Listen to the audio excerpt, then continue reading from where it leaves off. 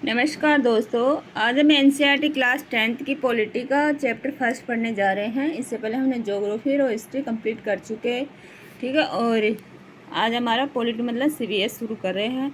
पहला चैप्टर है सत्ता की साझेदारी। ये देखो हमारा अध्याय फर्स्ट है। परिचय देखते हैं।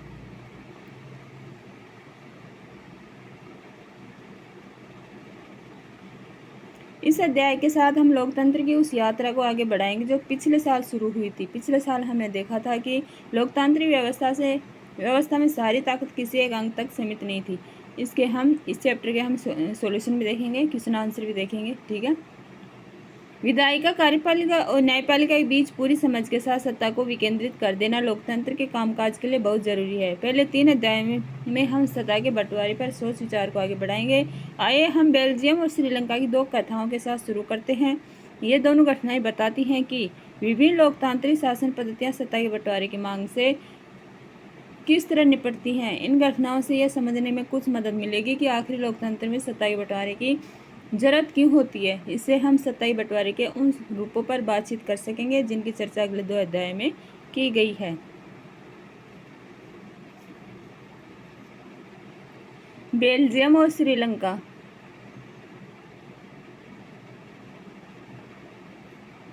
बेल्जियम यूरोप का एक छोटा सा देश है। क्षेत्रफल में हमारे हरियाणा राज्य से भी छोटा है। इसकी सीमाएं फ्रांस, नीदरलैंड, जर्मनी और लक्समबर्ग से लगती हैं।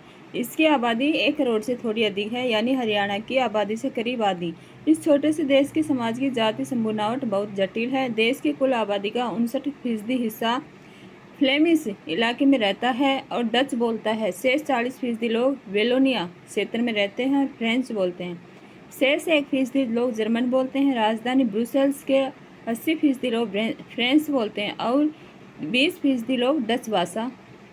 अल्पसंख्यक फ्रेंचवासी लोग तुलनात्मक रूप से ज़्यादा समृद्ध और ताकतवर रहे हैं। बहुत बाद में जाकर आर्थिक विकास और शिक्षा का लाभ पाने वाले डच भाषी लोगों को इस स्थिति से नाराजगी थी। इसके चलते 1950-1960 के दशक में फ्रेंच और डच बोलने वाले समूह के बीच तनाव बढ़ने लगा। इन दोनों समुदाय के टकराव का सबसे तीखा रूप ब्रुसेल्स में दिखा। यह एक विशेष तरह की समस्या थी। डच बोलने वाले लोग संख्या के हिसाब से अपेक्षाकृत ज़्यादा थे, लेकिन धन और समृद्धि के मामले में कमज़ोर और अलमत थे। आइए इस स्थिति की तुलना एक और देश से करें। श्रीलंका एक द्वीपीय देश है जो तमिलनाडु के दक्षिणी तट से कुछ किलोमीटर की दूरी पर स्थित है। इसकी आबादी करीब 2 करोड़ है, यानी हरियाणा के बराबर। दक्षिण एशिया के अन्य देशों की तरह श्रीलंका की आबादी में भी कई जाति समूह के लोग हैं। सबसे प्रमुख सामाजिक समूह सिहेलियों का है, जिनकी आबादी कुल जनसंख्या की 74% है। फिर तमिलों का नंबर आता है, जिनकी आबादी कुल जनसंख्या में 18% है। तमिलों में भी 2 समूह हैं। श्रीलंकाई मूल के तमिल 13%। देखो बेल्जियम के समुदाय और क्षेत्र, ये देखो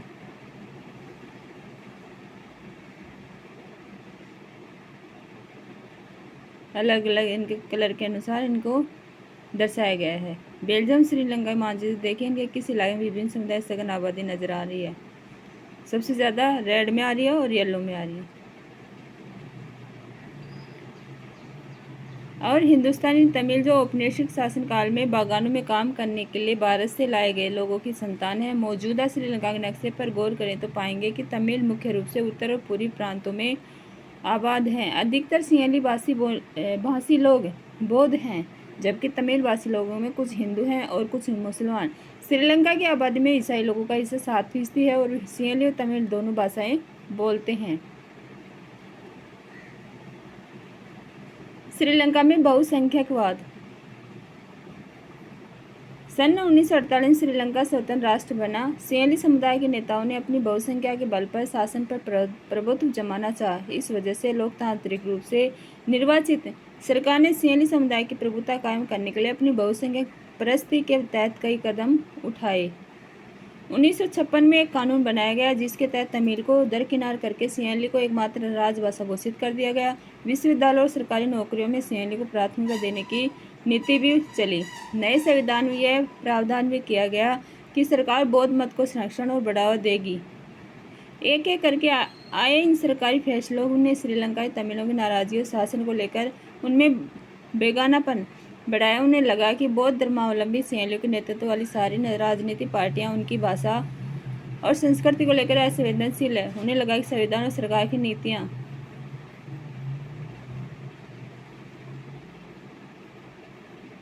अब जरा सोचिए कि ऐसी स्थिति में क्या हो सकता था। बेल्जियम में डच भाषी लोग अपनी बड़ी संख्या के बल पर फ्रेंच भाषी और जर्मन भाषी लोगों पर अपनी इच्छाएं थोप सकते थे। इससे उनके बीच की लड़ाई और बढ़ जाती। संभव था इससे देश बढ़ जाता और ब्रुसेल्स पर दोनों पक्ष अपना अपना दांव ठोकते। श्रीलंका में सिंहली आबादी का बहुमत और ज़्यादा था और वे लोग मुल्क में अपनी मनमानी चला सकते थे। आइए अब ये देखिए कि असल में दोनों देशों में क्या क्या हुआ। उन्हें समान राजनीतिक अधिकारों से वंचित कर रही थी। नौकरियों और फायदे के अन्य कामों में उनके साथ भेदभाव हो रहा था और उनके हितों की अनदेखी की जा रही थी। परिणाम यह हुआ कि तमिल और सिंहली समुदाय के संबंध बिगड़ते चले गए। ये देखो जाफना द्वीप है ना, ये जाफना द्वीप। जो येलो है ये सिंहली है और जो हल्का ब्राउन है श्रीलंकाई तमिल है और गहरा ब्राउन भारतवंशी तमिल है और ये डॉट डॉट मुसलमान है। देखो मैप में।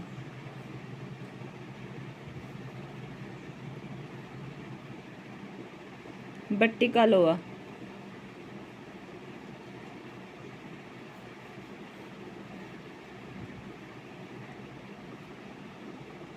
श्रीलंकाई तमिलों ने अपनी राजनीतिक पार्टी बनाई और तमिल को राजभाषा बनाने, क्षेत्रीय स्वायत्तता हासिल करने तथा शिक्षा रोजगार में समान अवसरों की मांग को लेकर संघर्ष किया। लेकिन तमिलों की आबादी वाले इलाके की स्वायत्तता की उनकी मांगों को लगातार नकारा गया। 1980 के दशक तक उत्तरी पूर्वी श्रीलंका में स्वतंत्र तमिल ईलम सरकार बनाने की मांग को लेकर अनेक राजनीतिक संगठन बने।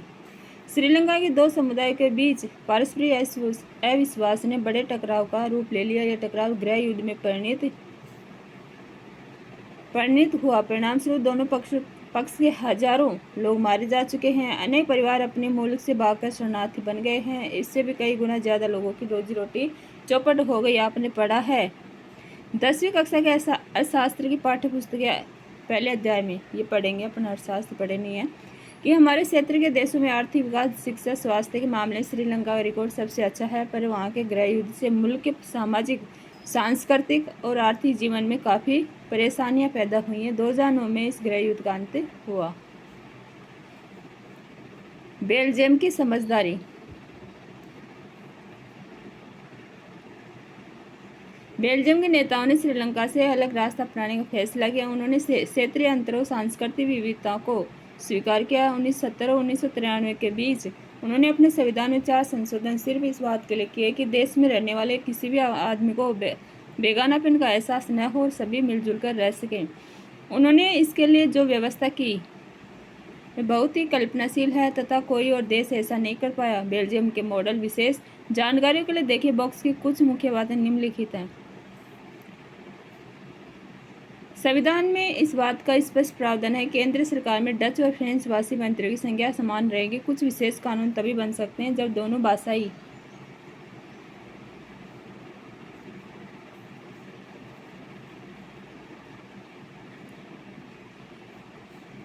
भाषाई समूह के सांसदों को बहुमत उसके पक्ष में हो। इस प्रकार किसी एक समुदाय के लोग एक तरफा फैसला नहीं कर सकते। केंद्र सरकार की अनेक शक्तियां देश के 2 इलाकों की क्षेत्रीय सरकार सुपुर्द कर दी गई, यानी राज्य सरकार केंद्र सरकार के अधीन नहीं है। ब्रुसेल्स में अलग सरकार है और इसमें 2 समुदाय का समान प्रतिनिधित्व है। फ्रेंच भाषी लोगों ने ब्रुसेल्स में समान प्रतिनिधित्व के इस प्रस्ताव को स्वीकार किया क्योंकि डच भाषी लोगों ने केंद्र सरकार में बराबरी का प्रतिनिधित्व स्वीकार किया था। बेल्जियम की एक बस्ती का पता यहाँ दिए गए फोटोग्राफ में अंकित है। गौर करें कि स्थान का नाम और सही जानकारी 2 बाजू फ्रेंच और डच में दी गई है।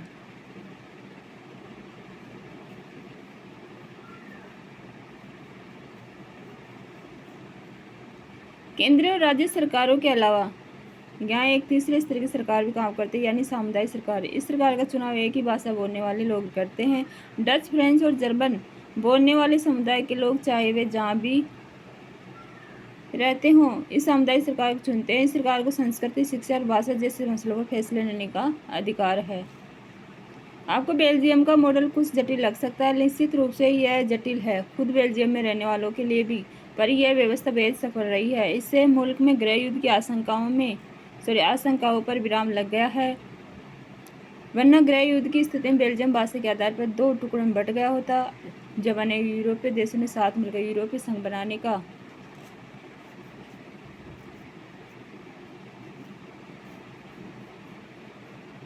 ब्रुसेल्स बेल्जियम में स्थित यूरोपीय संसद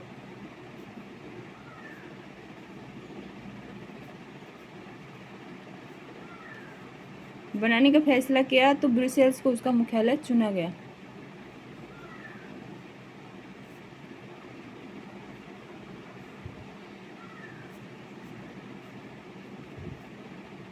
बेल्जियम और श्रीलंका की इन कथाओं से हमें क्या शिक्षा मिलती है? दोनों ही देश लोकतांत्रिक है, फिर भी सत्ता में साझेदारी के सवाल को उन्होंने अलग अलग ढंग से निपटने की कोशिश की। बेल्जियम के नेताओं को लगा कि विभिन्न समुदाय और क्षेत्रों की भावनाओं को आदर कर देश की एकता संभव है। इस एहसास के चलते दोनों पक्ष सत्ता में साझेदारी करने पर सहमत हुए। श्रीलंका में ठीक उल्टा रास्ता अपनाया गया। इससे यह पता चलता है कि अगर बहुसंख्यक समुदाय दूसरों पर प्रभुत्व कायम करने और सत्ता में उनको हिस्सेदार न बनाने का फैसला करता है तो इससे देश की एकता ही संकट में पड़ सकती है।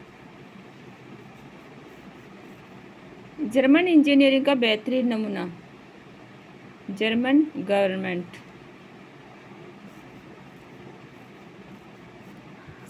सत्ता की साझेदारी क्यों जरूरी है? इस प्रकार सत्ता के बंटवारे के पक्ष में 2 तरह के तर्क दिए जा सकते हैं। पहला, सत्ता का बंटवारा ठीक है, क्यों? क्योंकि इससे विभिन्न सामाजिक समूहों के बीच टकराव का अंदेशा कम हो जाता है। चूंकि सामाजिक टकराव आगे बढ़कर अक्सर हिंसा और राजनीति अस्थिरता का रूप ले लेता है, इसलिए सत्ता में हिस्सा दे देना राजनीतिक व्यवस्था के स्थायित्व के लिए अच्छा है। बहुसंख्यक समुदाय की इच्छा को बाकी सभी पर थोपना तात्कालिक तौर पर लाभकारी लग सकता है, पर आगे चलकर यह देश की अखंडता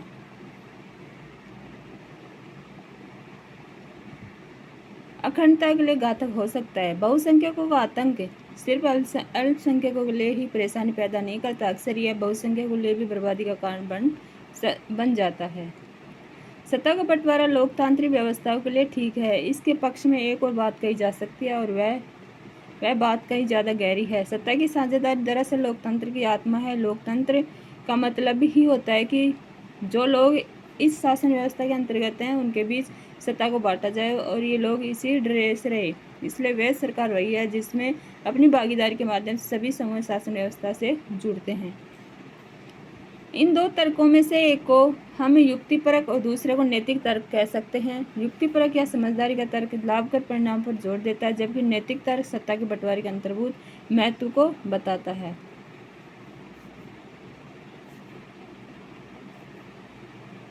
युक्तिपरक, हानि लाभ का सावधानीपूर्वक हिसाब लगाकर लिया गया फैसला पूरी तरह से नैतिकता पर आधारित फैसला अक्सर इसके उलट होता है।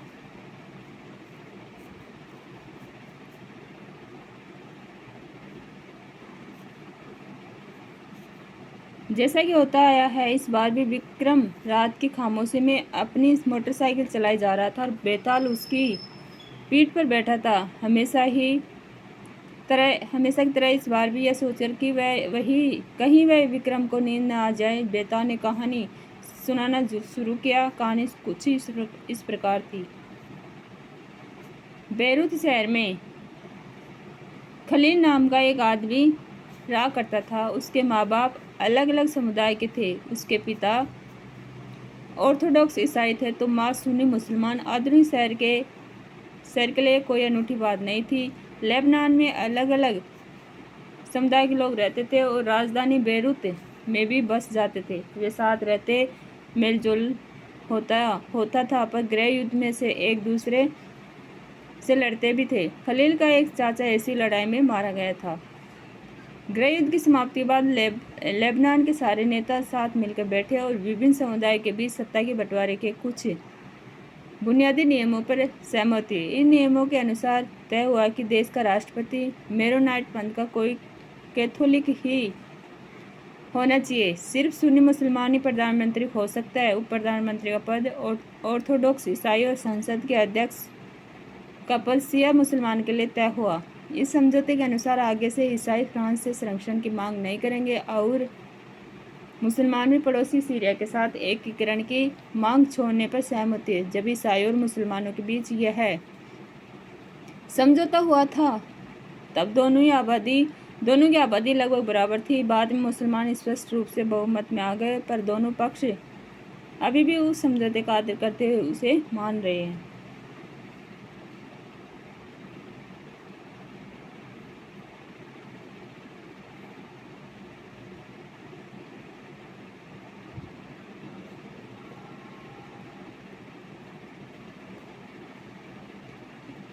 मतलब एक कहानी के तौर पे बताया जा रहा है और ये इतना खास नहीं है। ठीक है,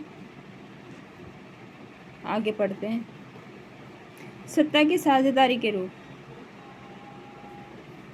राजनीतिक सत्ता बंटवारा नहीं किया जा सकता, इसी धारणा के विरुद्ध सत्ता की साझेदारी विचार सामने आया था। लंबे समय से यही मान्यता चली आ रही थी कि सरकार की सारी शक्तियां एक व्यक्ति या किसी खास स्थान पर रहने वाले व्यक्ति समूह के हाथ में रहनी चाहिए। अगर फैसले लेने की शक्ति बिखर गई तो तुरंत फैसले लेना और उन्हें लागू करना संभव नहीं होगा। लेकिन लोकतंत्र का एक बुनियादी सिद्धांत है कि जनता ही सारी राजनीतिक शक्ति का स्रोत है। इसमें लोग स्वशासन की संस्थाओं के माध्यम से अपना शासन चलाते हैं।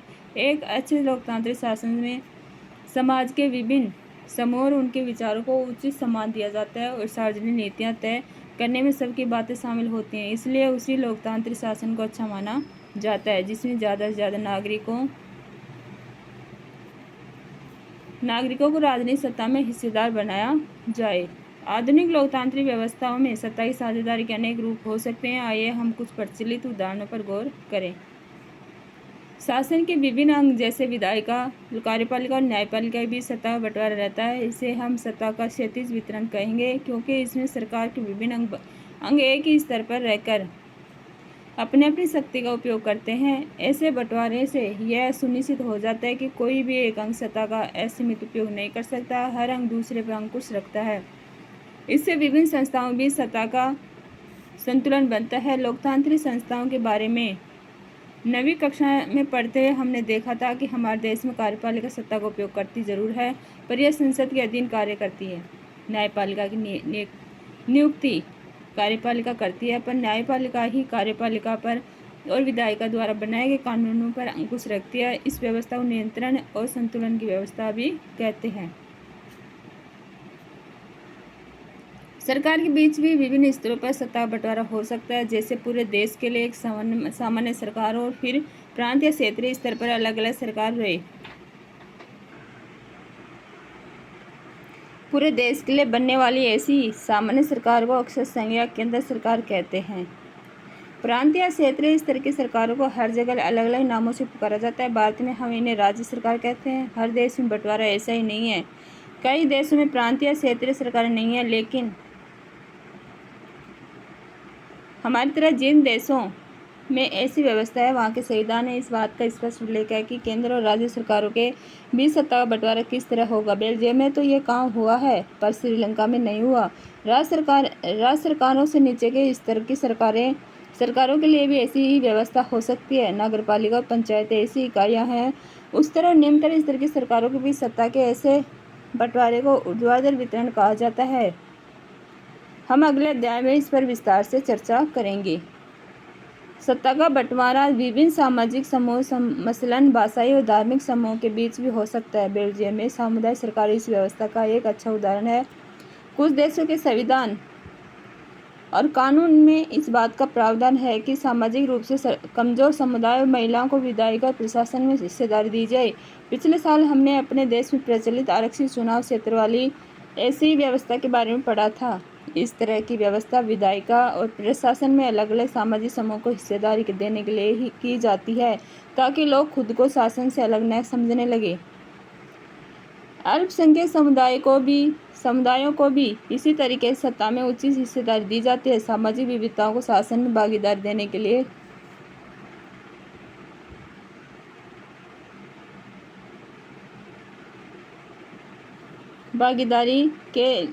अलग अलग तरीकों पर हम इकाई 2 में चर्चा करेंगे। सत्ता के बंटवारे का एक रूप हम विभिन्न प्रकार के दबाव समूह आंदोलनों द्वारा शासन को प्रभावित और नियंत्रित करने के तरीके में भी लक्ष्य कर सकते हैं।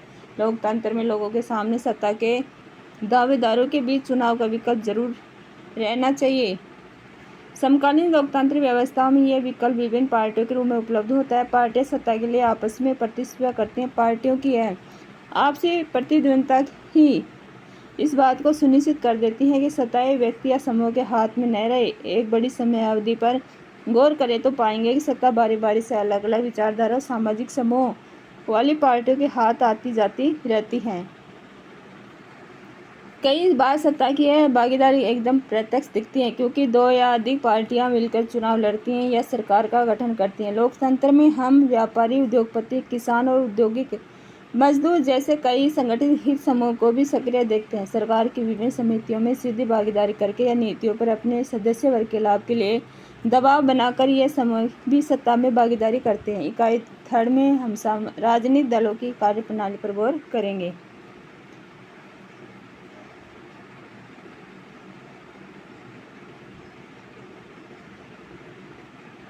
तो इस पर कंप्लीट हुआ हमारा। अब इसके क्वेश्चन आंसर देख लेते हैं। पहला क्वेश्चन है, आधुनिक लोकतांत्रिक व्यवस्थाओं में सत्ता की साझेदारी के अलग अलग तरीके क्या हैं? इनमें से प्रत्येक का एक उदाहरण भी दें। आधुनिक लोकतांत्रिक व्यवस्थाओं में सत्ता की साझेदारी के अलग अलग तरीके निम्न हो सकते हैं। शासन के विभिन्न अंगों के बीच बंटवारा। शासन के विभिन्न अंग जैसे विधायिका, कार्यपालिका और न्यायपालिका के बीच सत्ता का बंटवारा रहता है। यहाँ विधायिका कानून बनाती है, कार्यपालिका कानून को लागू करती है तथा न्यायपालिका न्याय करती है।